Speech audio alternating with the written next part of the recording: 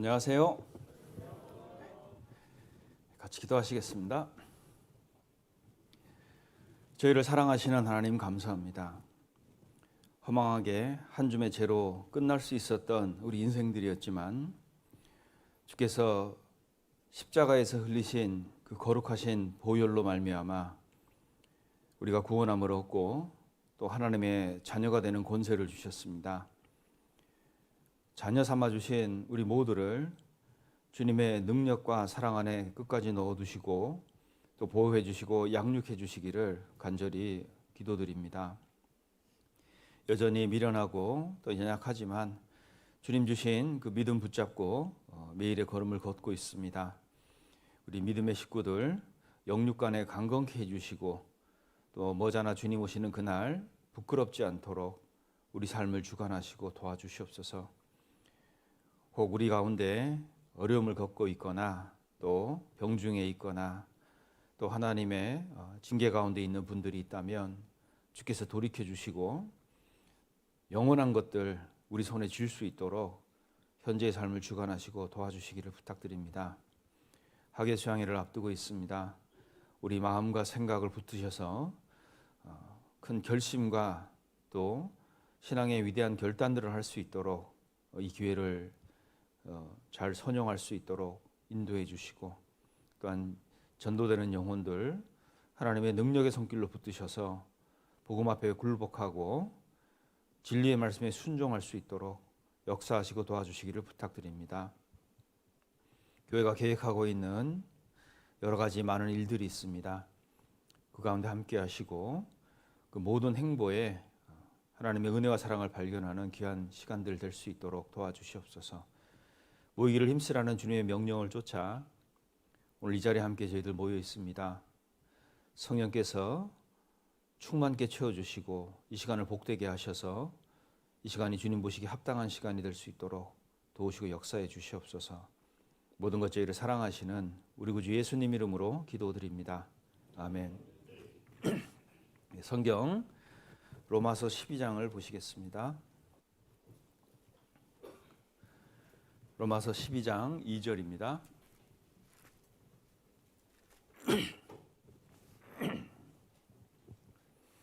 로마서 12장 2절 찾으셔서 같이 한번 읽어보도록 하겠습니다. 너희는 이 세대를 본받지 말고 오직 마음을 새롭게 함으로 변화를 받아 하나님의 선하시고 기뻐하시고 온전하신 뜻이 무엇인지 분별하도록 하라. 이미 세상을 사시면서요 눈치채시고 경험을 하셨으리라 생각이 됩니다. 이 세상은 끊임없이 바뀌고 있죠. 그리고 끊임없이 우리를 흔들어대고 있습니다. 세상 말에 이런 말이 있죠. 환경이 사람을 만든다. 틀린 말은 아니에요. 그리고 좋은 환경은 좋은 영향을 주는 건 맞아요. 그리고 할 수 있다면 좋은 환경을 만드는 것도 나쁜 것은 아닙니다. 그러나 성경이 무엇을 말하는가 우리가 좀 확인해 보려고 하는데요. 성경은 환경도 중요하지만 그 환경보다 더 중요한 것이 기준이라는 겁니다. 왜냐하면 환경은 끊임없이 바뀌어갈 건데 그때마다 내가 기준이 바뀐다 그러면 우리는 신앙생활이라는 것을 할 수가 없죠. 그리고 살아갈 수도 없습니다. 환경은 우리를 흔들 수 있지만 기준은 우리를 붙들어 주는 거예요. 그러니까 환경 따라가면 끊임없이 흔들리는 게 사람이라는 존재입니다. 근데 우리가 기준을 갖고 있잖아요. 그러면 환경이 아무리 바뀌어도 그 기준은 우리를 딱 붙들어 줍니다. 같은 환경에서도요. 어떤 사람은 넘어지는데 어떤 사람은 승리를 해요. 자, 똑같은 감옥에 갇혔습니다. 어떤 사람은 그 감옥에서 죽어나갑니다. 근데 어떤 사람은 그 감옥에서 승리의 선언을 합니다. 성경은 그걸 이야기하고 있는 거예요. 자, 차이는 환경이 아니라 그 사람이 갖고 있는 기준이라는 겁니다. 그것이 성경에서 이야기하고 있는 거죠. 자, 우리 각자는 스스로가 법이 돼 버렸어요. 왜냐하면 선악을 알게 하는 나무의 실과를 먹었어요. 우리 조상 아담이.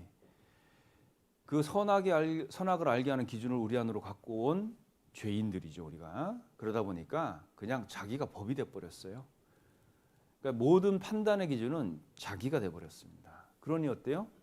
나하고 맞지 않으면 싸우고 다퉈야 되는 거죠. 그래서 그것이 더 확장된 게 전쟁이죠, 뭐. 그죠? 그것이 죄인들이기 때문에 평안이 없는 거예요. 죽도록 싸워야 됩니다. 그것은 우리가 각자만의 기준을 갖고 있기 때문에 그렇죠. 근데 싸우는 곳에 가보면 그 사람 얘기도 맞고 저 사람 얘기도 맞아요. 이해는 충분히 됩니다. 근데 둘이는 그렇게 싸워야 되는 거죠. 왜냐하면 자기만의 기준이 있기 때문에 그래요. 영원한 생명을 얻은 우리는 방금 읽은 말씀에 뭘 설명하고 있냐면 내가 갖고 있는 기준 말고 변화를 받아 이렇게 돼 있죠, 그죠? 변화를 받을 때 그 기준이 하나님 안으로 들어간다는 거예요. 그러니까 우리가 하나님 안에서 세워진 재정의된 기준을 갖고 이야기를 하면 공통점이 엄청나게 생깁니다. 그걸 교제라고 하는 거예요. 그러니까 내가 갖고 있는 내 기준을 가지고 서로 이야기해봤자 부딪히기밖에 더 하겠습니까? 근데 그 기준이 하나님 안으로 들어왔을 때 우리는 공통점이 많다는 거 알고 서로 공감되는 것이 많다는 거 알고 서로 이해하고 서로 불쌍히 여겨야 될 이유가 너무나 많다는 거 우리가 공감하게 됩니다.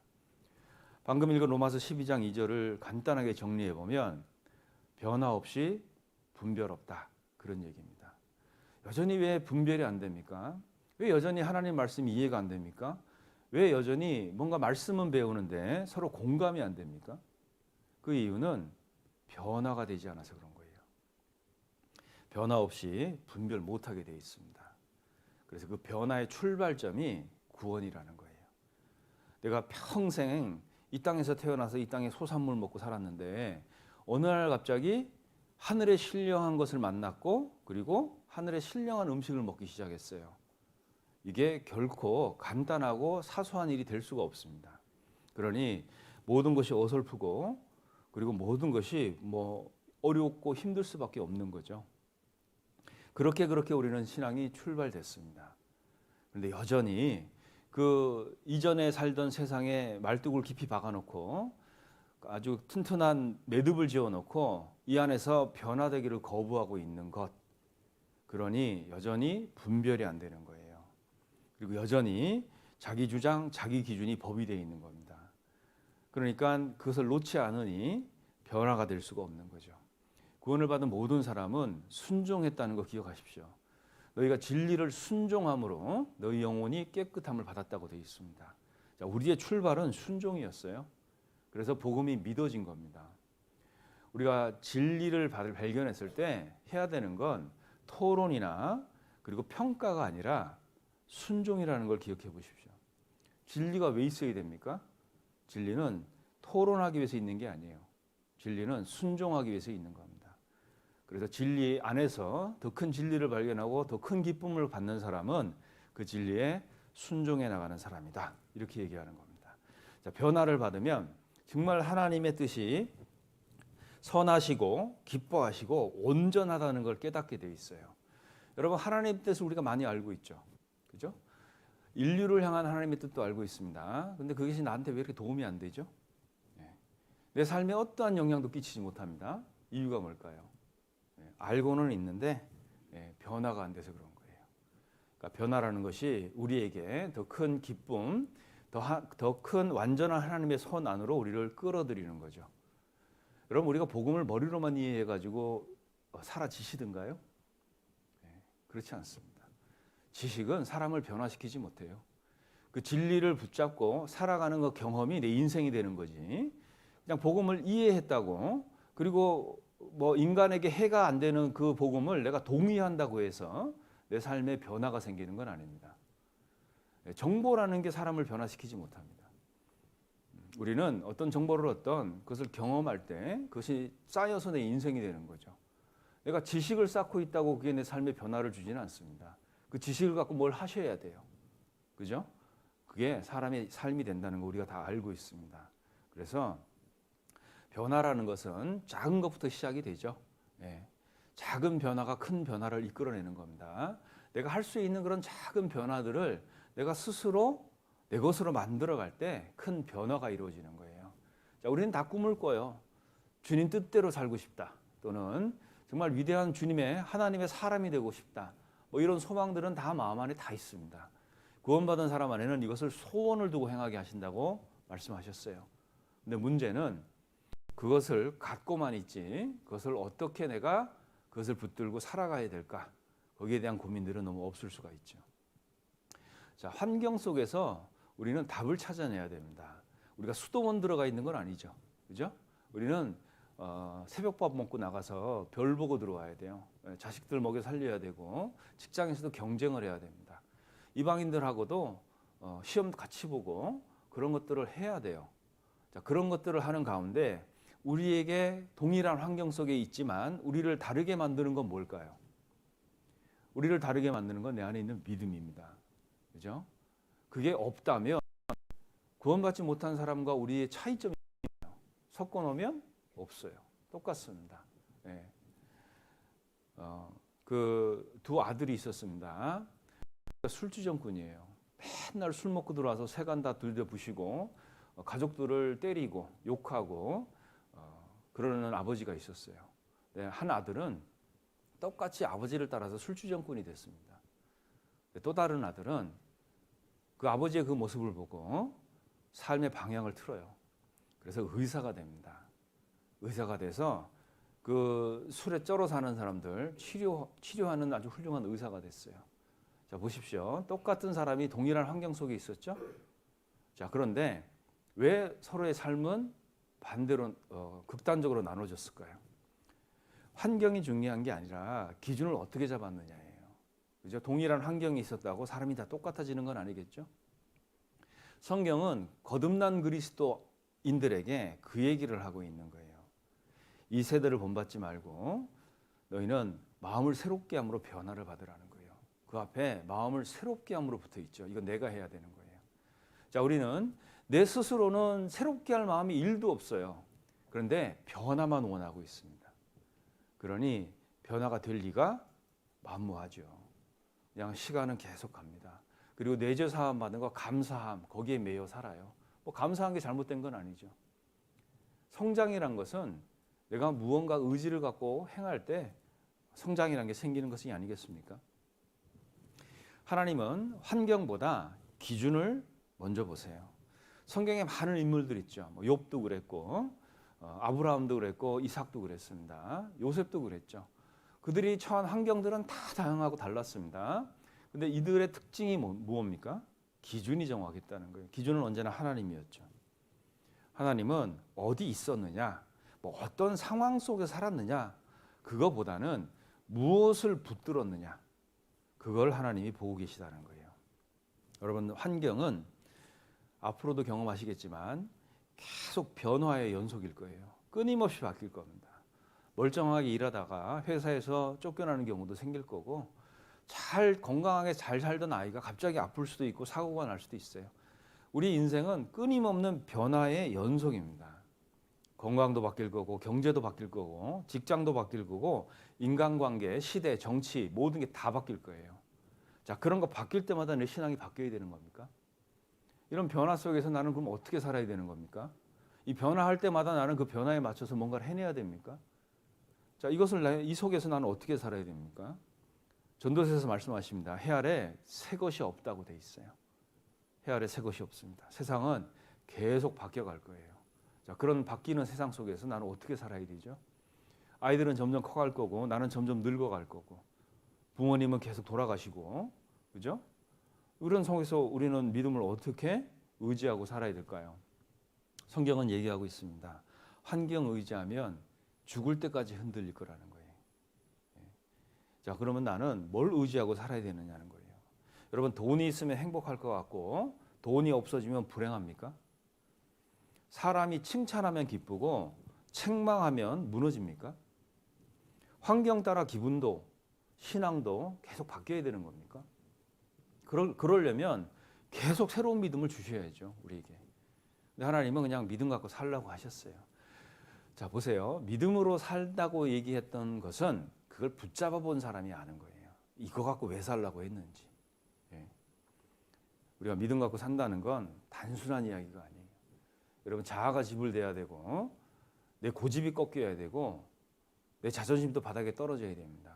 그래야 진리를 붙들고 살아가는 게 뭔지 조금이나마 좀 이해할 수 있는 그런 믿음의 사람이 돼가는 겁니다.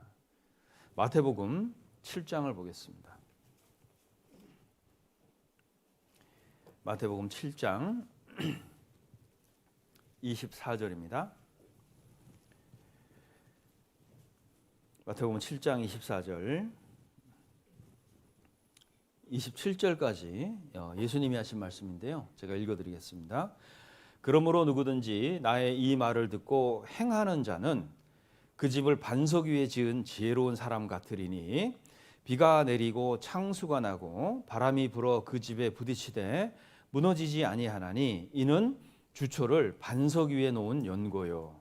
나의 이 말을 듣고 행치 아니하는 자는 그 집을 모래 위에 지은 어리석은 사람 같으리니 비가 내리고 창수가 나고 바람이 불어 그 집에 부딪힘에 무너져 그 무너짐이 심하니라 그랬어요. 자, 예수님이 이 말씀을 왜 하셨을까요? 살다 보면 비도 오고 창수도 나고 바람도 붑니다. 자, 문제는 비, 창수, 바람이 아니라 무엇 위에 집을 세웠는가예요. 그게 이 말씀의 아주 중요한 핵심이라고 얘기할 수 있습니다. 믿음은 믿게 되는 환경이나 믿고 있는 처지가 아니라 기초입니다. 기초. 이걸 내가 어떻게 세웠느냐, 그죠? 기준은 바뀌면 안 돼요. 기준은 절대적인 겁니다. 그러니까 환경이나 상황은 변하죠. 앞으로도 그럴 거예요. 그런데 하나님의 말씀은 변하지 않습니다. 이것이 가장 중요하겠죠? 이사야서 40장을 보겠습니다. 이사야서 40장 8절입니다. 이사야서 40장 8절 같이 한번 읽어보겠습니다. 풀은 마르고 꽃은 시드나 우리 하나님의 말씀은 영원히 서리라 하라. 자, 거기에 풀, 꽃 보기는 좋죠. 그죠? 풀 냄새 맡으면 싱그럽죠? 네. 그런데 다 없어집니다. 우리 하나님 말씀은 영원히 선다는 거예요. 자, 그러면 우리가 뭘 붙여봐야 되겠습니까? 잠깐 기쁜 풀이나 꽃 붙잡고 살면 어려움을 겪겠죠? 우리 하나님의 말씀은 영영이 선다는 거예요. 이렇게 어떤 분은요, 꽃 선물 받는 게 가장 아깝대요. 왜? 이거 받을 때는 좋은데 하루 이틀 지나면 처치고 올라네요, 이게. 그죠? 예. 버리자니 너무 성의를 배반하는 것 같고, 안 그러자니 이게 참 복이 흉하게 바뀌어가고 있고, 그죠? 꽃이라는 게 그런 거죠. 예. 그 순간을 축하하고 기념하기 사는 것은 뭐 잘못된 것은 아닙니다. 자, 그런데 영원히 변치 않는 게 뭐예요? 하나님 말씀이라는 겁니다. 오늘날 우리가 사는 세상은요, 기준을 계속 흔들어 놔요. 계속 바꿔갑니다. 잘 보세요. 저는 어렸을 때 흥부가 착하다고 배웠어요. 맞습니까? 네, 요즘은 어때요? 흥부처럼 무능한 인간이 없는 거예요. 네, 그 놀부 봐보세요. 얼마나 영민합니까? 저 제비다리 부러뜨리는 거 보세요. 그러니까 우리가 이런 가치들이 계속 바뀌어가고 있다는 거예요. 예전에는 죄라 하던 것이 이제는 자유라고 얘기합니다. 옛날에는 부끄러워서 말도 못 꺼내는 것들이 요즘은 소수의 자랑거리라고 얘기를 해요. 그리고 길거리에서 퍼레이드합니다. 그러니까 세상의 기준은 계속 이동하죠.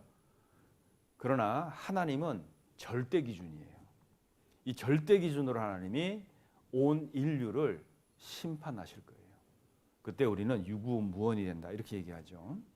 자, 잠언 보겠습니다. 잠언 8장입니다. 잠언 8장 20절입니다. 20절, 21절을 제가 읽겠습니다. 잠언 8장 20절, 21절입니다. 나는 의로운 길로 행하며 공평한 길 가운데로 다니나니 이는 나를 사랑하는 자로 재물을 얻어서 그 곳간에 채우게 하려 함이니라. 자, 여기에 나는 지혜라고 얘기를 하고 있고 예수님을 얘기하는 거죠. 다시 얘기해서 하나님을 이야기하고 있습니다. 하나님은요, 의로운 길로 행하며 공평한 길 가운데로 다니세요. 곁길로 세거나 우리 다니는 길로 내려와 가지고 같이 다녀주거나 그러지 않습니다. 여러분, 왜 하나님 말씀을 들으면 우리가 힘들고 어려움을 겪게 됩니까? 왜 무겁게 여겨지고 중압감이 있습니까? 하나님은 늘 이 길을 고수하기 때문에 그래요. 자, 보세요. 의로운 길로 다니죠. 하나님 항상 의로운 길로 다니십니다.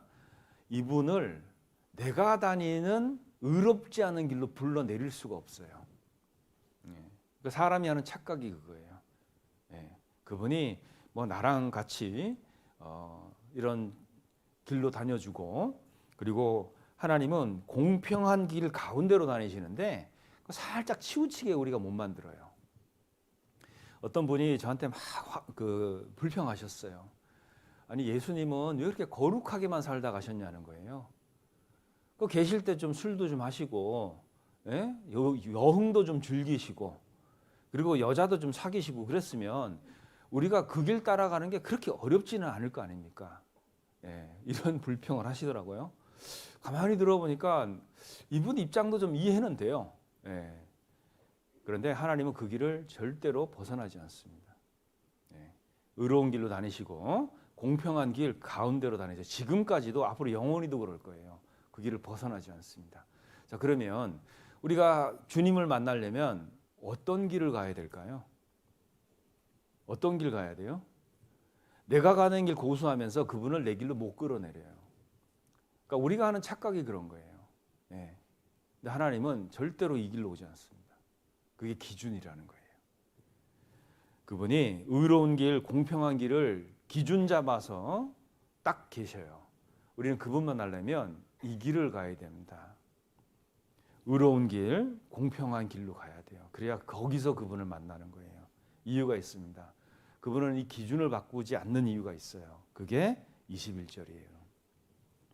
나를 사랑하는 자로 재물을 얻어서 그 곳간에 채우게 하려 함이라. 우리를 부욕해 하는 방법이라는 겁니다. 그게. 여러분, 내가 하나님을 사랑하지 않는데 그 길 갈 이유가 없다고요. 내가 하나님을 사랑하는 마음이 없는데 의로운 길, 공평한 길 관심 없습니다. 이 길을 누가 가서 주님을 자꾸 만나려고 하냐면 그분을 사랑하는 사람들이 가서 만나려고 하는 거예요. 사랑의 양의 차이는 있겠죠. 근데 이분을 거기 가서 만나야 된다는 거 잊지 마십시오. 하나님을 나 정도로 여겨서 내가 가는 길에 끄집어내려서 도움을 좀 받고 필요 없으면 다시 돌려보내고, 절대 그렇게 하지 않습니다. 그래서 하나님은 사람에게 이용당하지 않아요. 사람은 하나님을 이용할 수 없습니다. 우리가 이것을 절대적 진리로 깨달아야 돼요. 하나님은 의로운 길 다니시고 공평한 길 다니셔요. 왜? 우리 부욕해 하려고. 절대 이 길을 벗어나지 않는다는 거 우리가 알아야 됩니다. 그리고 그것을 영원히 고집하실 거예요. 여러분, 온도계는요, 환경을 따라 움직입니다. 맞습니까? 온도계는 환경을 따라 움직여요. 추우면 온도가 내려가고 더우면 온도가 올라가요. 그런데 온도 조절기 있잖아요. 온도 조절기는 환경을 바꾸는 거예요. 맞습니까? 그리스도인은 온도계가 아니에요. 온도 조절기지. 그래서 세상에 빛과 소금이 되라고 한 겁니다. 자, 이 빛과 소금이 되는 사람들이 기준이 없어요. 그냥 환경 따라 돌아다닙니다. 여기저기 떠돌아다녀요. 믿음도 타협하고, 어떨 때는 이렇게 좋게 하고, 어떨 때는 아닌 것처럼 살고. 여러분, 이게 성경에 나와 있는 어떠한 모습도 이런 모습은 없어요. 자, 보세요. 성경에 나와 있는 다니엘이라는 사람이 있어요. 이 다니엘은 아시다시피 어릴 때 바벨론 제국에 잡혀갑니다. 아주 영민한 청년이었죠. 어린 청년이었는데, 자, 이 다니엘은 환경이 바뀌죠. 근데 기준이 안 바뀐 사람이에요. 그 어릴 때 갔는데 그 기준을 지킵니다. 다니엘서 1장 8절을 보겠습니다. 다니엘서 1장 8절입니다.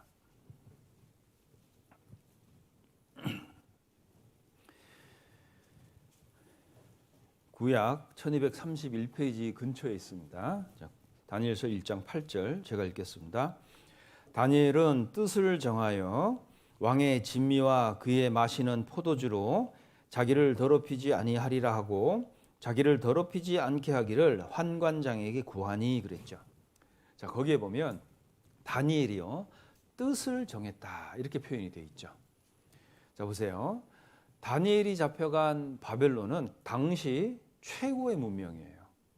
주변은 우상으로 가득 차 있었습니다. 뭐 문화면 문화, 학문이면 학문, 뭐 경제, 권력, 이 모든 것에 최고점에 있었던 문명이 바벨론 문명이에요. 자, 홍수 이후에 생긴 최고의 문명이었습니다. 자, 그런데 하나님이 다니엘을 칭찬하셨어요. 이유가 뭘까요? 그 환경 때문에 칭찬한 게 아니에요. 야, 너 정말 어려운 데 있구나. 아니, 거기서 고생 많지?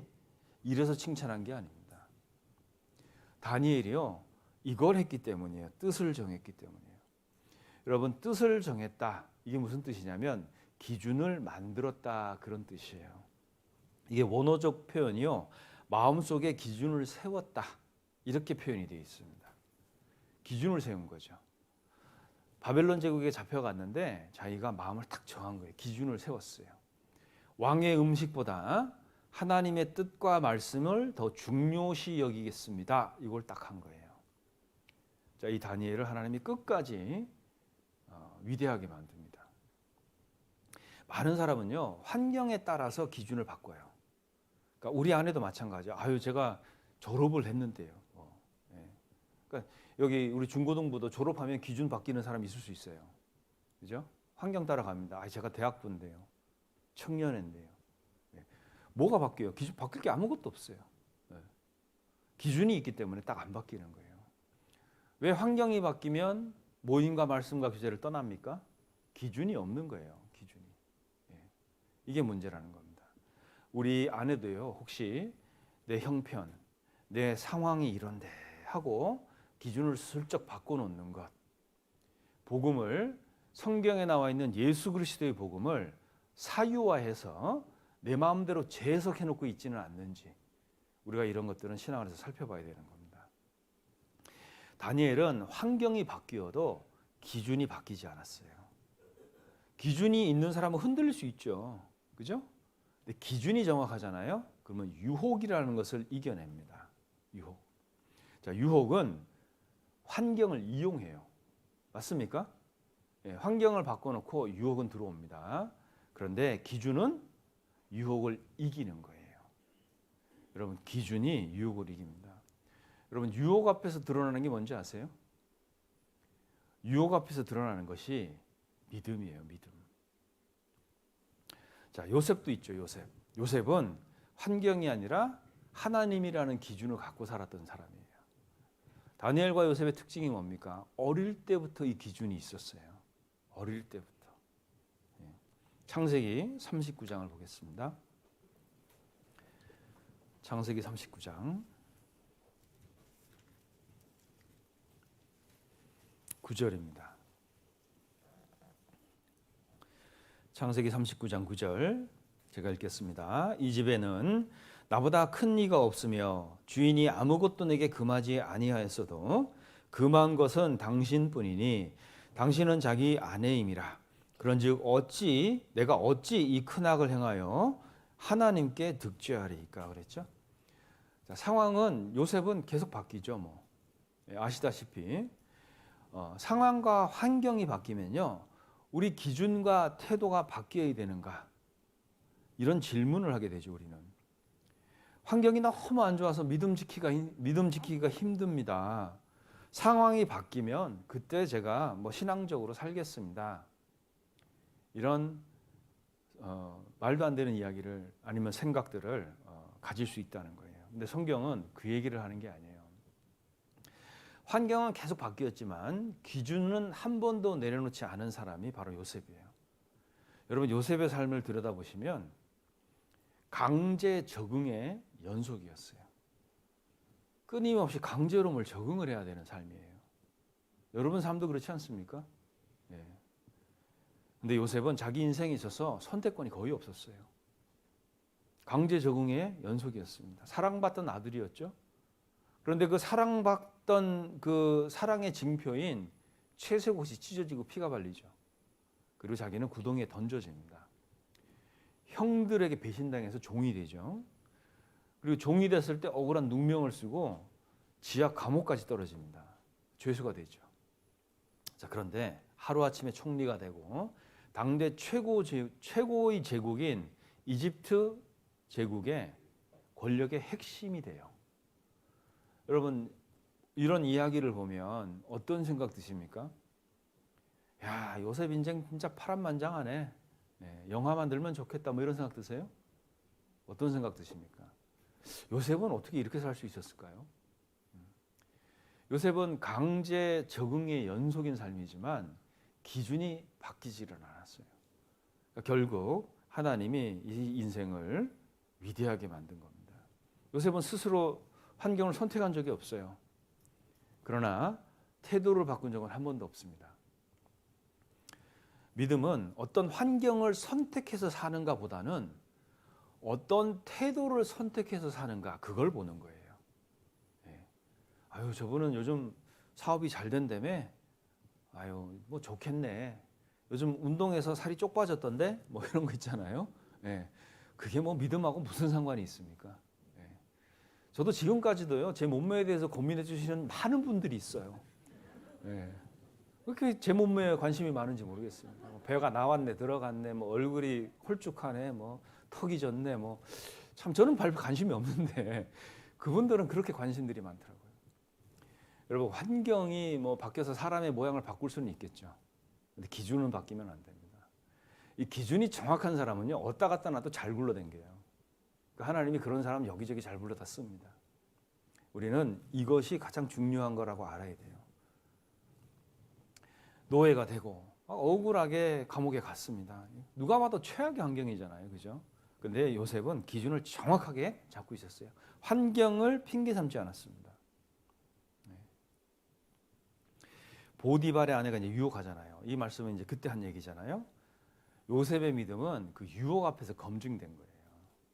뭐 들여다볼 것도 없죠. 그 유혹 앞에서 검증이 딱 되는 거예요. 어찌 내가 하나님께 죄를 지으리까 그랬잖아요.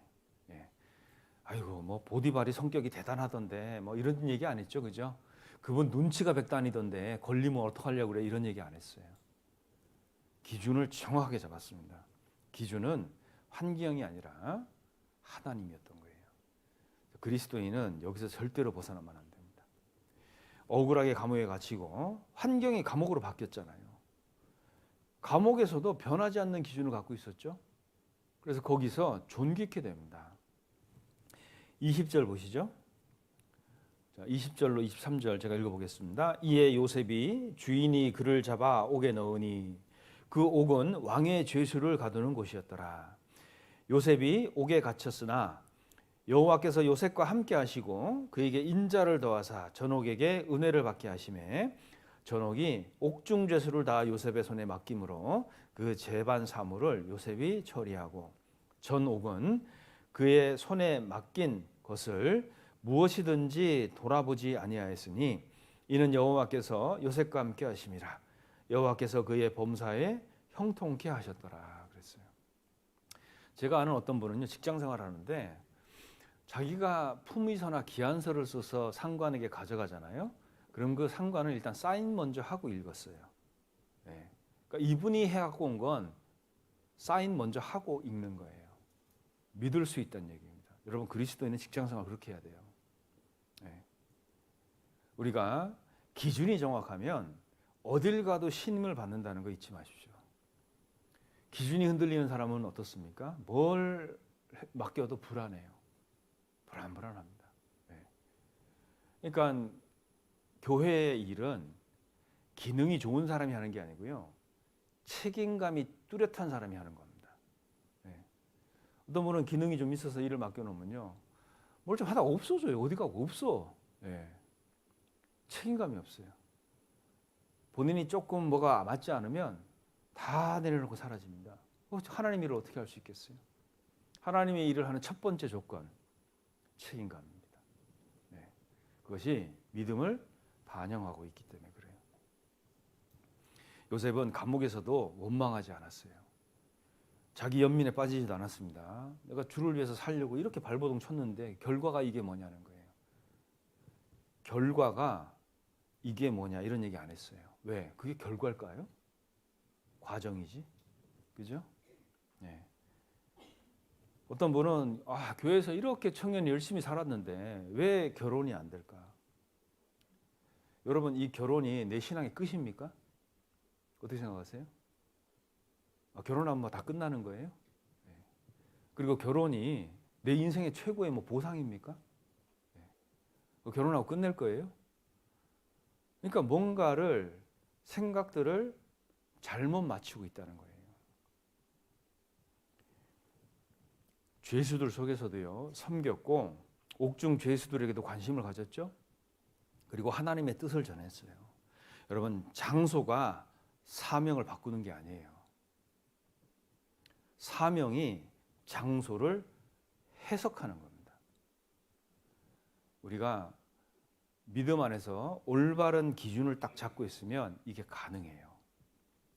근데 그 기준이 모호하거나 없지 않습니까? 그러면 환경에 따라서요, 계속 생각이 바뀌어야 되고 내 태도를 바꿔야 돼요. 그러니까 믿음이 안 자라는 거겠죠. 더디 자라거나. 그래서 여러분, 환경이 좋을 때도요, 이 기준이 필요하다는 거 아셔야 돼요. 내가 하나님이 도와주셔서 잘 될 때가 있죠. 뭔가 보람이 있고 성취감이 있고 감사가 넘칠 때도 있습니다. 그럴 때도 이 기준은 바뀌는 게 아니에요. 많은 사람이 어려울 때보다 잘 될 때 무너지는 거 아세요? 어려울 때는 버티려고 해요. 뭐라도 붙잡으려고 합니다. 근데 뭐가 좀 잘 돼요. 네. 교회에서 인정도 좀 받고 있고 뭐가 좀 하나님 도와주셔서 술술 풀릴 때가 있어요. 그때 무너진다는 거 조심하셔야 됩니다. 왜? 사람은 본능이 그래요. 성공하면 기준이 무너집니다. 우리가 기본이 교만이잖아요. 그죠? 네. 뭐 다소간에 뭐 선함도 좀 있어요. 근데 우리는 기본이 교만이에요. 성공하면 기준을 자꾸 잃어버려요. 요셉은 총리가 된 후에도 이 기준을 잃어버리지 않았습니다. 바로 앞에서 선 요셉은 말을 해요. 그 꿈 해석은 하나님께 있다. 여기 41장 보겠습니다. 41장 25절을 보겠습니다. 25절. 요셉이 바로에게 고하되 바로의 꿈은 하나이라. 이제 두 개를 꿨잖아요. 근데 하나라고 정리해 주는 거예요. 하나님이 그 하실 일을 바로에게 보이심이니이다 그랬죠. 요셉은 자기가 나서서 내가 꿈을 좀 아는데 요거는 같은 꿈이에요. 자기를 내세우지 않았습니다. 이건 이렇게 해야 되는 거예요. 이거는 뭐 내가 해보니까 이건 이런 겁디다. 뭐 이런 얘기 안 했습니다. 해석은 하나님께 있다. 가끔 교회 안에요, 이런 분들이 가끔 보여요. 어떤 거냐면 교제에 잘 못 나오는 분들 이렇게 규합하려는 분들이 있어요. 거기 규합해갖고 본인이 거기서 영향력을 행사하려는 분들이 있습니다. 조심하셔야 돼요. 하나님이 똘똘 묶어서 단으로 묶습니다. 여러분, 거기 가서 내가 영향력 행사할 게 뭐 있어요? 네. 괜히 가가지고 내가 뭐라도 된 것처럼 조언하고 가르치면서 영향력 행사하려는 사람이 있어요. 왜? 다른 데서는 못 하거든요, 자기가. 이런 거 조심하셔야 돼요. 교회 생활하면서 그런 거 많이 못 보십니까? 네. 단으로 묶여요, 이렇게. 우리가 하나님이 절대적인 기준이 돼 있어야 돼요. 자, 내가 연약해요. 전도를 했습니다, 어느 날. 전도를 했는데 이 사람을 어떻게 인도해야 될지 모르겠어요. 근데 그 사람 앞에 가고 내가 구원받고 살아보니까 이럽디다 저럽디다 하면 돼요, 안 돼요? 어떻게 해야 돼요? 저분들한테 가서 배우라고 해야 되는 겁니다. 나도 구원받아서 잘 모른다. 그죠? 그러니까 교회 안에 뭐가 있는 거예요? 임원들이 있는 겁니다. 그리고 임원들은 설명을 해줄 수 있어야 돼요. 근데 임원인데 나도 잘 모르겠는데 이러면 어디 가서 알아봐야 됩니까? 그죠? 네. 그래서 교회는 하나님으로부터 기준이에요. 이 기준에서 벗어나면 자기가 많이 벗어난 걸 잘 몰라요. 여러분 이 기준에서 벗어난 사람들이 많아요. 이렇게 많으면 어때요? 어느 게 기준이지? 어떤 줄 서야 될지 잘 모를 때 있지 않습니까? 어디 뭐 물건 사러 갔는데 줄이 길어. 근데 줄이 많아. 이러면 어디로 서야 될까요? 헷갈리지 않습니까? 그런데 기준 딱 잡아서 한 줄로 쫙 쓰잖아요. 그러면 내가 줄 밖에 있는지 줄 안에 있는지 금방 알아요. 그러니까 교회는 그런 사람들이 많아야 돼요. 기준을 정확하게 하나님으로 잡고 그 기준 안에 딱 들어와 있는 그 모습이 다른 사람들도 들어올지 말지를 결정하게 만드는 거예요. 근데 다 줄이 없어 산계해 있습니다.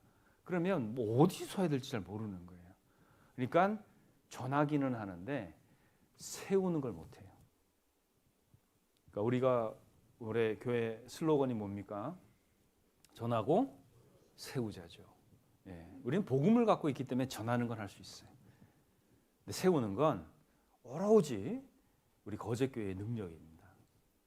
그러니까 우리는 그걸 해야 돼요. 이 세우는데 어떠한 방해도 하나님이 정리하실 거예요. 너무 걱정하지 마십시오. 내가 이것을 붙들고 정말 이 기준을 붙잡고 내가 하나님 앞에 살아가잖아요. 그러면 거기에 방해되는 건 주님이 다 알아서 하세요. 그러니까 이걸 정리를 잘 해서 세우는 일들을 우리가 계속 해나가야 되지 않겠습니까? 그래서 요셉은요 자기 피할하지 않았어요. 내가 뭐 꿈을 좀 아는데 내가 좀 살아보니까 그죠? 이런 얘기 안 했어요. 그리고 하나님을 가리지 않았습니다. 해서 주님이 합니다. 이거잖아요. 자, 41절도 보겠습니다. 41절. 바로가 또 요셉에게 이르되 내가 너로 애굽 온 땅을 총리하게 하노라 하고 자기의 인장 반지를 빼어 요셉의 손에 끼우고 그에게 세마포 옷을 입히고 금사슬을 목에 걸고 이렇게 돼 있죠. 여러분 보세요. 이렇게 되기까지 이 요셉 안에 있었던 절대적인 기준을 한번 들여다봅시다. 우리가 그걸 봐야 되지 않을까요? 요셉은 끊임없는 그 환경의 변화 속에서 이 중심을 잘 잡았던 사람이에요. 하나님을 높인 사람, 하나님이 높이십니다. 예. 그러니까 스스로 높이는 게 문제인 거예요, 항상. 하나님을 높인 사람은 반드시 하나님이 사람과 하나님 앞에서 존귀하게 만든다 약속이 되어 있어요. 여러분 사도들은 어땠습니까? 찾아볼까요? 사도행전 5장입니다. 사도행전 5장 29절. 5장 29절. 제가 읽겠습니다. 사도행전 5장 29절. 같이 한번 읽어볼까요? 베드로와 사도들이 대답하여 가로되 사람보다 하나님을 순종하는 것이 마땅하니라 그랬죠. 사람보다 하나님 순종하는 게 마땅하다는 거예요. 여러분 사람 눈치 보면 어떻게 될까요? 기준이 바뀌어요. 기준이 흔들립니다. 우리 남편 성격을 몰라서 그래요, 목사님. 네, 저는 몰라요. 근데 하나님은 아실까 모르실까요? 알아요. 우리 남편이 얼마나 고집이 센지 목사님 몰라서 그래요. 저는 몰라요. 누가 알아요? 하나님은 아신다는 거. 이걸 알아야죠. 그죠? 네. 뭐 요즘 뭐 사람만 눈치 보는 게 아니더라고요. SNS 이것도 눈치 보더라고. 그죠? 예. 뭐 여론, 유행, 문화 뭐 이런 것들이 새로운 우상이 돼 있지 않습니까? 교회도요. 세상 따라가면 안 되죠. 우리가 복음을 지키는 이유가 뭐예요? 이 성경에 나와 있는 예수 그리스도의 복음. 그거 우리가 끝까지 목숨을 다해서 지키려고 여기 있는 거 아닙니까? 그죠? 그러니까 말씀의 기준이 절대로 바뀌면 안 되는 거예요. 우리는 이 기준을 끝까지 지켜야 됩니다. 사람이 누가 보던 어떤 사람이 소리를 지르던 이건 절대 바뀌면 안 되는 거예요. 이게 성경에 또 교회 안에 핵심 가치로 두신 거예요, 하나님이.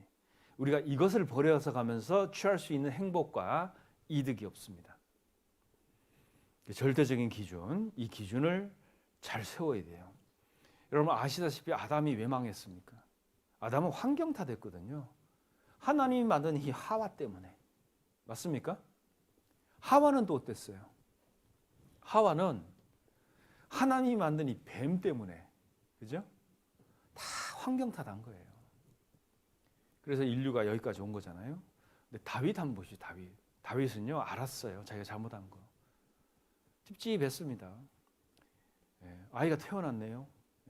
아이가 태어났으니까 죄 짓고 나서 1년 정도 시간이 지났죠. 그때 나단 선지자가 와요. 당신이 그 사람이라 그렇게 딱 얘기하니까 다윗이 어땠어요? 무엄하도다 그랬습니까? 왕이? 아니에요. 즉시 알았어요. 내가 하나님께 죄 짓었다. 내가 범죄했다고. 그죠? 여러분, 기준이 있는 사람은 핑계보다는 회개를 합니다. 그래, 내가 잘못했지. 그죠? 이런 사람에게 비전이 있는 거예요. 근데 막 핑계대기 바빠요, 보면. 내가 그러려고 그랬던 것이 아니라 그때 상황은 이랬습니다. 그죠? 뭐 모르시는 게 하나 있는데요. 뭐 이런 거 하잖아요. 근데 기준 있는 사람은 어때요? 알아요. 내가 잘못한 거. 여러분, 징계와 고난의 차이점을 아십니까? 제가 경험한 바에 의하면 이래요. 징계는 내 이러다 혼나지. 이러다가 맞는 게 징계예요. 왜? 하나님은 징계는 교정이 목적이거든요. 왜 맞는지 모르고 혼나고 있어요. 그 무슨 효과가 있습니까? 여러분 그거 아십니까? 징계가 징계인지 모르는 사람에게는 그게 징계라고 돼 있어요. 우리가 하나님께 징계 받을 수 있죠. 그죠? 가장 중요한 게 뭐예요? 징계는 알아요, 내가 이러다가 한 대 맞지. 내가 이러다 망하지. 내가 이러다가 정말 뼈가 꺾이지. 알면서 탁 맞아요. 그러니까 징계는 교정이 됩니다. 자, 고난은 뭘까요? 고난은 모든 것을 잘하고 있는데 이유 없는 어려움이 생겨요. 근데 이게 반복되고 계속됩니다. 근데 고난은요, 그 과정 가운데 기쁨이 있어요. 성장이 있습니다. 참 희한해요. 그래서 고난당하는 자에게는 기쁨과 감사함이 있는데 외부에서 볼 때는 어려움이에요. 그게 고난입니다. 그런데 왜 맞는지도 모르고 기쁨도 감사함도 없어요. 이거를 고난이라고 하면 안 되는 거예요. 성경에 나와 있는 이 고난의 가치를 아주 질나게 만드는 거예요. 우리가 하나님 앞에서 기준을 갖고 있으면 이런 것들은 쉽게 구분하게 돼 있어요. 자, 하나님은 우리가 24시간 성경을 볼 거라는 생각은 안 하세요. 여러분 24시간 성경 안 보시죠? 그죠? 그리고 24시간 암송하고 계세요? 그거 하나님이 알고 계십니다. 자, 그럼 하나님은 우리를 어떻게 인도할까요? 하나님은 한 가지를 알고 계세요. 뭘 알고 있을까요? 여기 계신 모든 분은 24시간 동안 어떤 환경이나 상황 속에 있다는 거 하나님이 알고 계십니다. 맞습니까? 네. 하나님은 내가 어떤 상황이나 환경 속에 있다는 거 잘 아세요. 거기서 인도하세요. 그러니까 신앙생활을 오해하면 교회 안에서 말씀 들을 때만 신앙이 성장한다 이렇게 생각하거든요. 그렇지 않습니다. 여러분 주일날 듣는 1시간 반 설교가 7일을 이길 수가 없어요. 맞습니까? 네. 여러분 삶의 현장, 가정생활 이걸 이겨낼 수가 없어요. 자, 그러면 이 환경과 상황 속에 있는 나를 하나님이 어떻게 인도하실까요? 상황과 환경을 쓰십니다. 그 가운데서 나를 인도하시는 거예요. 그래서 홍해가 있었고, 그리고 광야가 있었고요. 사도들에게는 감옥이 있었고, 다니엘에게는 사자굴이 있었고, 풀무불이 있었던 거예요. 이 안에서 우리는 단련되고 연단되고 하나님의 말씀을 내 뼈에 새길 수가 있는 거예요. 모두 홍해, 광야, 감옥, 사자, 풀무불 이런 거 있잖아요. 심지어 십자가까지도 하나님이 우리를 인도하시는 성장케 하시는 도구였다는 거, 연장이었다는 거 이해하셔야 돼요. 여러분 엘리야 선지자가 그 기근 3년 반 동안 연단되고 훈련받지 않습니까? 그때 하나님이 사용했던 도구 한번 생각해 보세요.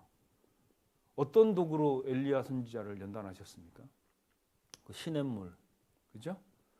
그리고 가루통, 가루 한 주먹, 기름 조금, 그 다음에 그 불 지르는 나무 조금이었어요. 여러분 그런 걸로 그 위대한 구약을 대표하는 선지자 엘리야를 하나님이 연단하시고 가르치셨어요. 뭐 나에게는 뭐 번개가 쳐야 됩니까? 홍수가 엄벌해서 내 집을 다 쓸어내야 됩니까? 그래야 내가 배웁니까? 여러분 일상 속에서 하나님은 못 배우십니까? 그죠? 왜 내 삶 속에 함께 하시는 하나님을 무시하고 주일날 1시간 반 설교 듣는 걸 모든 걸 결정하시려고 하세요? 주중에 삶이 무너져 있는데 뭐 주일날 반짝 와서 말씀 듣는다고 회복이 안 된다고요. 이미 해보셨잖아요. 그죠? 여러분 일상이 회복돼야 되는 거예요. 그 안에서 하나님을 찾아내고 그분을 만나야 되는 겁니다. 그래서 하나님의 도구나 연장, 여러분 가까이 있는 그 모든 것들이에요. 그래서 신학 안에 이런 말씀이 있죠. 아프리카를 꿈꾸지 말라고. 그죠? 뭐 아프리카 선교 가야 신앙이 좋아집니까? 내가 여기서 안 하고 있는데. 그죠? 나에게 필요한 모든 거는 여기에 있어요. 찾아보십시오. 하나님이 그걸 사용하십니다. 그래서 하나님은 우리에게 어떤 특별한 신앙생활을 잘할 수 있는 환경을 만들어주는 것이 목적이 아닙니다. 하나님의 목표는 딱 하나예요.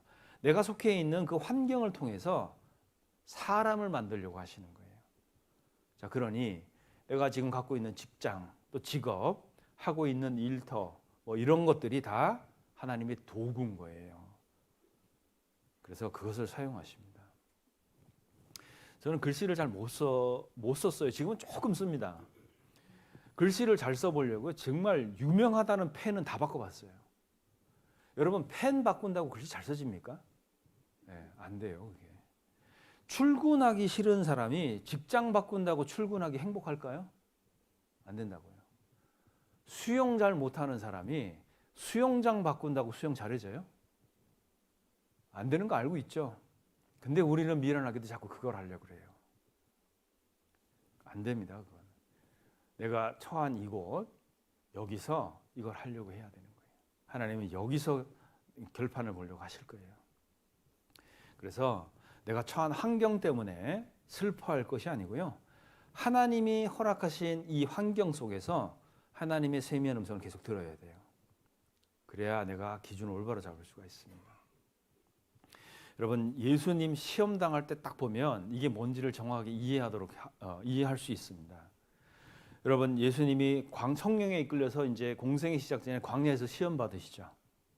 자 보세요. 예수님은 그때부터 태어나서 십자가에서 죽을 때까지 절대적으로 이 기준을 바꾸질 않습니다. 기록되었을 때, 그죠? 마귀는요 환경을 이용했어요. 40일 굶주렸잖아. 네가 구세주 되려고 하는 거 아니야, 그죠? 마귀는 환경을 이용해요. 이 돌 떡덩이를 한번 만들어봐, 그죠? 근데 예수님은 이걸 어떻게 다 이겨내시죠? 기준을 제시한 거예요. 계속 누구에게? 사탄에게. 기준 뭐예요? 기록되었을 때. 사단에게 예수님은 변명하거나 토론하지 않았어요. 그 얘기한 거예요. 기록되었을 때 이게 뭘까요? 너도 기준 알잖아. 그거 얘기한 거예요. 여러분 이 땅에 최고의 신학자가 한 명 있다 그랬죠? 누구예요? 사탄이에요. 이 세상에 최고의 신학자가 한 명 있는데 그게 사탄이라고요. 사탄은 성경 잘 압니다. 사탄은요 하나님도 만나봤어요. 맞습니까? 사탄은요 욥도 시험해봤다고요. 인간에 대한 연구가 끝나 있어요. 근데 못 들여다보는 게 하나 있죠. 마음을 못 들여다봐요. 이 마음을 들여다보는 분은 딱 한 분이에요. 하나님. 그러니까 사단은 승리한 것 같지만 계속 실패한다고요. 참 희한해요. 예수님은 광야에서 이 기준을 정확하게 제시했습니다. 누구한테? 사단에게 제시한 거예요. 기록되었을 때. 그러니까 예수님이 이 기준을 바꾸지를 않았어요. 사단은 환경을 이용했죠. 배고픔, 고난, 조롱, 십자가 꼭 져야 되냐고. 내가 만국을 다 줄 건데 꼭 십자가 져서 구세주 돼야 되냐. 나한테 절만해봐. 내가 이 천하만국 다 줄게. 이렇게 얘기한 거예요. 근데 예수님 뭐라고 하셨습니까? 그거 좋은데 기준 뭐냐? 이렇게 사단에게 물어본 거예요. 기준이 뭐냐는 거예요. 기록되었을 때였다고요. 우리가 이것을 기억해야 됩니다. 자, 우리도 이 세 가지 기준을 좀 세워봐야 될 것 같아요. 신앙생활 하시면서. 자, 이 세 가지 기준이 첫 번째가 뭘까요? 나는 말씀이 기준이 돼 있냐는 거예요. 아니면 상황이나 환경, 평가, 사람들의 평가, 내 생각이 기준이 돼 있지는 않는가 한번 봐야 됩니다. 여러분, 내가 세운 기준은요, 나중에 다 바뀌어요. 그죠? 예. 근데 하나님의 기준은 이사야서 40장 찾아봤잖아요. 이 말씀은 세세토록 영원토록 있다는 거예요. 절대로 안 바뀝니다. 그러니까 이 기준이 정확한 거예요. 이 기준을 잡아놓으면 절대로 망하지 않아요. 내가 갖고 있는 이 기준, 이게 말씀에 근거한 기준이 되어 있냐? 먼저 살펴봐야 되겠죠? 두 번째 살펴봐야 되는 게 뭐예요? 이 말씀을 하신 하나님의 선이 기준이 되어 있냐 봐야 되는 거예요. 자, 모든 것은 하나님 보기에 좋게 하나님이 만드시거든요. 이게 기준이 되어 있다고요. 꼭 내가 보기에 좋아야 되냐고요. 하나님의 기준, 하나님의 선, 이게 기준이 되어 있어야 되죠. 이게 기준이 되어 있는 사람은 하나님을 의식하게 되어 있지 사람을 의식하지 않습니다. 세 번째, 결국 우리가 가야 되는 세상은 어딜까요? 영원한 세상이잖아요. 영원한 세상의 기준이 되어 있냐? 이거 살펴보셔야 돼요. 아니면 그냥 현재의 삶이 기준이냐? 그죠? 남편이 기준이고 부모가 기준이고 자녀가 기준이고 그죠? 이렇게 되어 있지는 않는가? 이걸 좀 살펴봐야 되겠죠? 눈앞에 이익의 기준이 되어 있고 그러니까 영원한 것이 계속 흔들리게 되어 있습니다. 이렇게 되면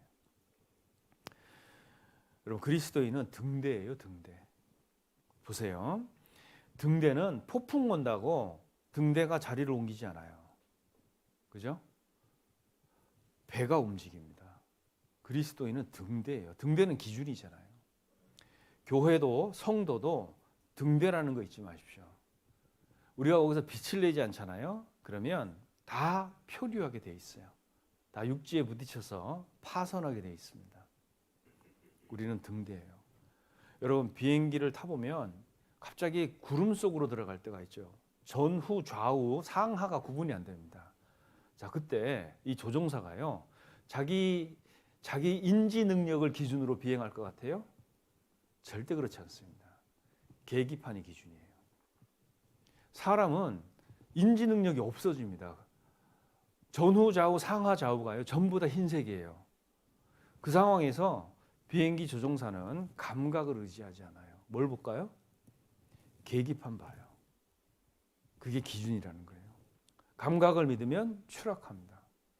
근데 계기판은 하나님 말씀인 거예요. 제가 전투기 조종사이신 형제님한테 들었어요. 전투기 조종사가 가장 위험할 때가 언제냐면 해수면 있죠. 해수면 위 몇 미터로 떠서 레이더를 피해서 이렇게 한 게 있대요. 그런데 이 비행기 속도가 엄청나거든요. 근데 가다 보면 바다가 하늘인지 하늘이 바다인지 구분이 안 된답니다. 그게 감각이에요. 그때 뭐 하는지 아세요? 계기판 운행하면 됩니다. 계기판은 끊임없이 물체를 구분을 해요. 그래서 항해를 한다고 하더라고요. 기준이 계기판인 거예요. 감정은 속일 수 있지만 말씀은 절대로 속이지 못합니다. 그리고 세 번째가 이번 토요일 날 어제죠. 우리 형제님들이 요 앞에 우리 들어오는 출입구에 그 세계 선교 현황판 이제 작업을 했습니다. 근데 거기에요, 레이저 정준기를 탁 설치해서 썼어요. 그러니까 레이저로 수평 수직 잡는 거 있잖아요. 그거를 딱 쓰더라고요. 보니까 이 레이저 수평계를 이렇게 쓴 거잖아요. 근데 눈에는 평평해 보여도 있잖아요. 이 기준이 맞지 않으면 건물이나 설치물은 나중에 기울어져 버립니다. 그 눈으로는 이게 수평 수직 맞은 것 같은데 레이저 정준계로 이게 딱 해보잖아요. 그러면 틀려 있는 게 보여요, 안 보여요? 보인다고요. 눈에는 평평해 보여도 기준이 안 맞을 수가 있어요. 이게 처음에는 1층 올릴 때 레벨기를 정확하게 정준기를 보지 않잖아요. 10층 올라가면 완전히 기울어지게 돼 있어요. 여기서부터 잘 맞춰서 올려야 되는 겁니다. 우리가 믿음의 7층 집 배우지 않습니까? 베드로후서인가요? 거기 있지 않습니까? 이게 처음서부터 잘 올려야 돼요. 삐뚤게 올라가잖아요. 나중에 어떻게 돼요? 더 못 올려요. 몇 층까지는 가능하겠죠. 더 못 올립니다. 다시 허물어야 돼요. 이 과정이 상당히 어려운 과정이 돼요. 그래서 인생도 하나님의 기준으로 계속 점검을 하셔야 돼요. 처음에 뭐 대충 눈대중으로 맞겠지 이렇게 하고 몇 층 쌓아 보시면 나중에 기울어져 있는 거 알아요. 거기다 다시 못 합니다. 앞으로도 환경은 계속 변할 건데 시대도 바뀌고 사람도 바뀌고 건강도 바뀌고 경제도 바뀌고 여러분 그거 아세요? 담임도 바뀌어요. 다 바뀌어요. 다 바뀔 거예요.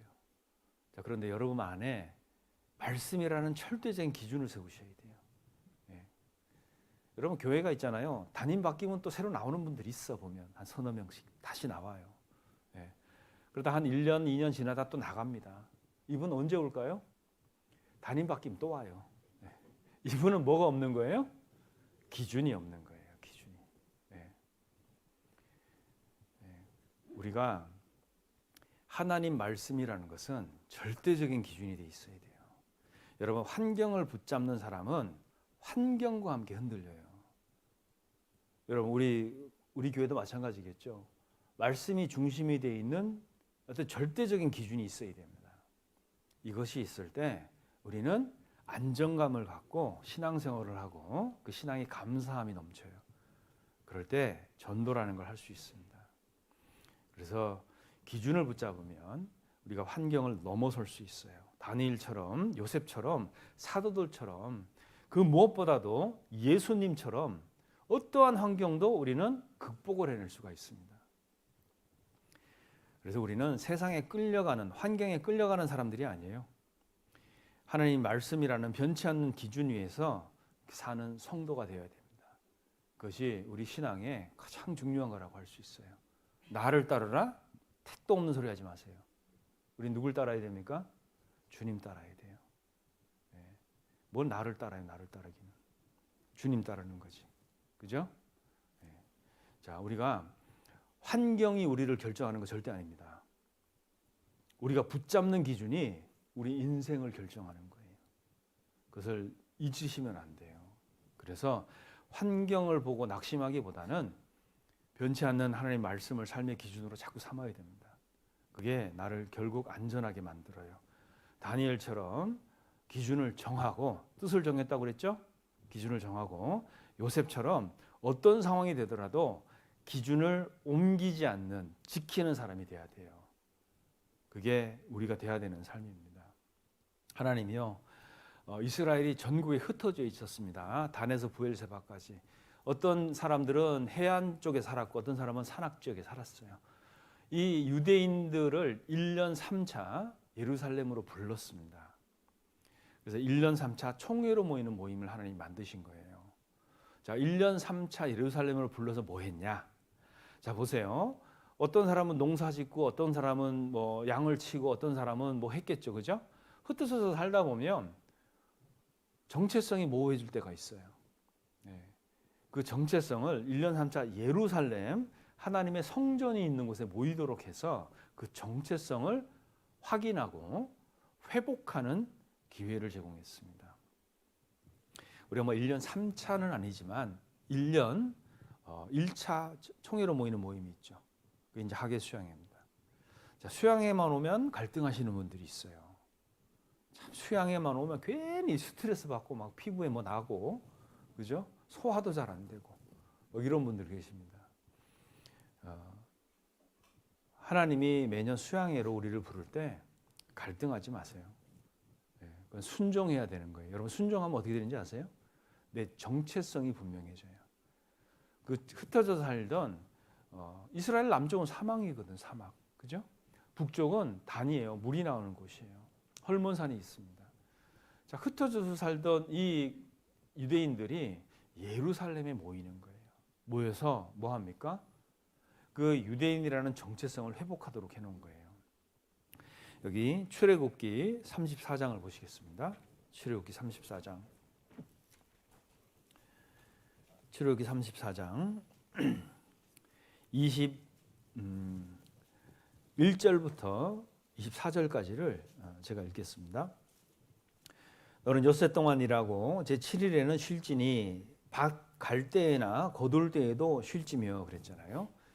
자, 이 쉬라는 얘기를 하셨는데 하나님은 이 노동이 하나님의 지향점이 아니고 안식이 하나님의 지향점이라는 거예요. 그럼 노동은 왜 하라고 하셨죠? 먹고 살아야 되니까. 가만히 있는다고 음식이 생기지는 않죠. 예. 그러나 하나님의 목적은 뭐예요? 안식이라는 거예요. 그러니까 뭐 거둘 거 많고 뭐 조금 가서 일하면 돈이 좀 주머니에 들어오거든요. 그거 하지 말고 쉬라는 거예요. 22절 보시죠. 77절 곧 맥추의 초실절을 지키고 가을에는 수장절을 지키라. 너희 모든 남자는 매년 3번씩 주 여호와 이스라엘의 하나님 앞에 보일지라. 내가 열방을 내 앞에서 쫓아내고 내 지경을 넓히리니 내가 매년 3번씩 여호와 너희 하나님께 보이러 올 때에 아무 사람도 내 땅을 탐내어 엿보지 못하리라 그랬어요. 참 근데 하나님이 야속하게도요. 1년 3번 모이는데 시기를 언제로 잡았냐면 다 추수기, 결실기랑 연결해 놨어요. 네. 초실절, 첫 보리를 거두는 수확기입니다. 수장절 마찬가지죠. 곡간에 추수한 것들을 가득 넣어놔야 돼요. 우리에는 살오른 짐승들이 가득 들어 있습니다. 이때 오라고 하는 거예요. 자, 이 이스라엘에게는 마음에 시험이 안 들겠습니까? 왜 하필 이때 불러 모으시냐는 거예요. 자, 이유가 있어요. 신명기 8장에 보면 그 마음이 어떠한지, 내 마음이 어떠한지 그 명령을 지키는지 아니 지키는지 알려 하심이라 이런 말씀이 있습니다. 자, 믿음이 있으면 맡겨놓고 올라가요. 그죠? 예, 뭐 곡식, 뭐 가축들 털어가는 거 괜찮다 생각할 수 있겠죠. 근데 아내와 자식이 있어요. 우리가 또 가족끼면은 우리 약간 좀 흥분하지 않습니까? 그죠? 네. 아내와 처자식들도 두고 가는 거예요. 초막절은 그렇습니다. 그리고 올라가서 초막 짓고 있다가 내려와야 돼요. 여러분, 하나님은 이걸로 우리 믿음 보세요. 그래서 믿음 있으면 맡기고 가요. 믿음의 동리어가 안식이라고 그랬죠. 그죠? 근데 하나님이 약속해 주셨죠. 여기 보면 24절에 이렇게 돼 있죠. 걱정 말고 다녀와라. 내가 지켜줄게. 이 얘기하신 거예요. 내가 열방을 내 앞에서 쫓아내고 내 지경을 넓히리니 내가 매년 3번씩 여호와 너희 하나님께 보이러 올 때에 아무 사람도 내 땅을 탐내어 엿보지 못하리라 그랬어요. 이거 하나님 해주겠다는 거예요. 그러니까 내가 지켜줄 테니까 걱정 말고 다녀와. 이 얘기하신 거라고요. 자, 보세요. 학예 수양에 이렇게 뭐 하루라도 참석하자라고 이제 좀 권유를 받으셨을 거예요. 이게 왜 그러냐면 하루라도 갔다 오신 분하고 그렇지 않은 분하고의 차이가 수양회 끝나면 극명하게 갈라집니다.